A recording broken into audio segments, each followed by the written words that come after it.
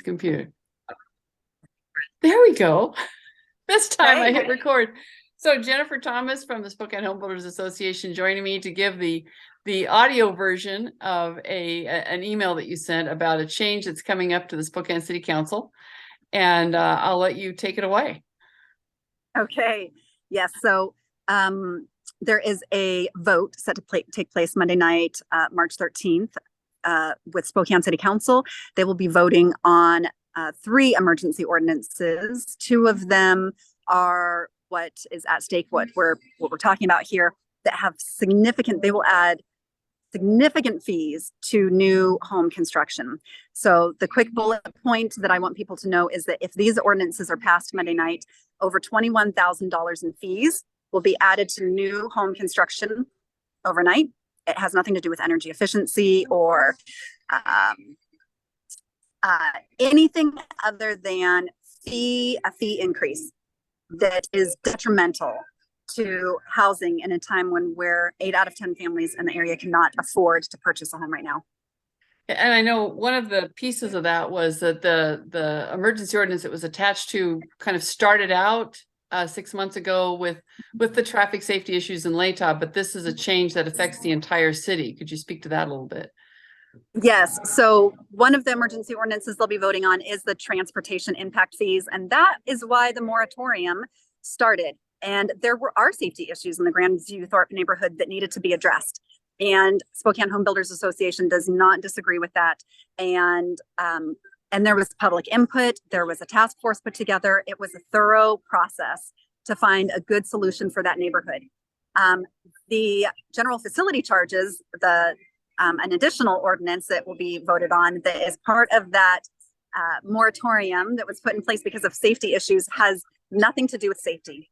And it is increasing water connection from $1,200 to and there's different zones to it, but in parts of the city, most of the parts of the city, to over $13,000, and Whoa. For sewer from $2,400 to about $8,000.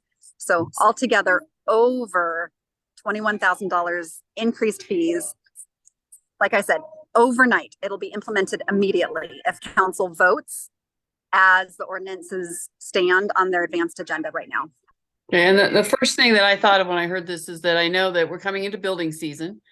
And so I suppose it's an emergency to be able to start collecting the fees. But what people don't think about is that the whole planning, permitting, budgeting, getting a loan, having the thing ready to go has happened over the last 2 years. So dumping this on projects right now is likely to kill some projects. And I think that's one of your concerns, isn't it? Absolutely. And again, we're in a housing crisis. When we were in the middle of COVID and it was a health crisis, we did everything possible to keep people safe. We closed businesses. We asked people to stay home. We made people wear masks. We protected the most vulnerable in our community.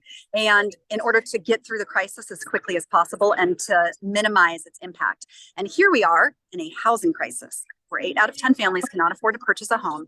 And instead of doing everything we can to minimize the impact, to protect the most vulnerable, and to get out of this as quickly as possible, we're putting more barriers in place, more fees, more restrictions, and limiting the development that will take place. So we have builders who were looking at doing projects based at one level of fees that, with this increased level of fees, have said we can't do it.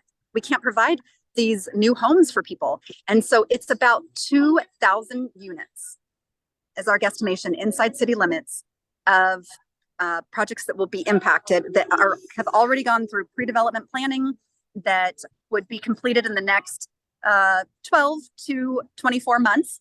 And they won't be completed because the costs don't pencil anymore. Right. So you had some specific things that you wanted to urge people to do about this. The vote is right now set for March 13th, and the preliminary agenda is up on the City of Spokane municipal website. And go ahead, you can make your pitch. Yes, we're asking, Spokane Homebuilders is asking you to reach out to Council President Beggs and encourage him to vote on the compromise that the mayor and council member Bingle have put together, it is common sense. It is a good middle ground.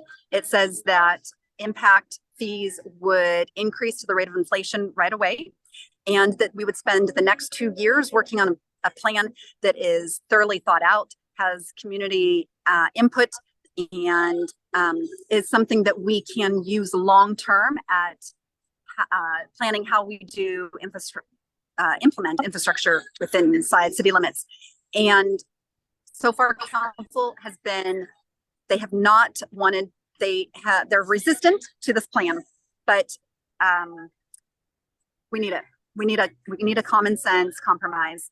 And so we're asking that you would call Council President Beggs and encourage him to vote on the compromise. Well, even if it just allowed time for that to be worked into the budgets so that it could actually, projects could go ahead instead of stalling and stopping them right now.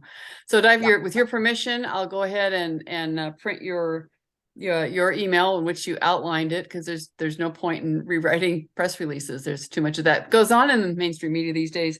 And I'll just put it up as a guest opinion piece on my Forthright page. If that works for you. Yes. Okay, you'll be my first guest opinion piece that I've done this with. Thank you. Trying new things.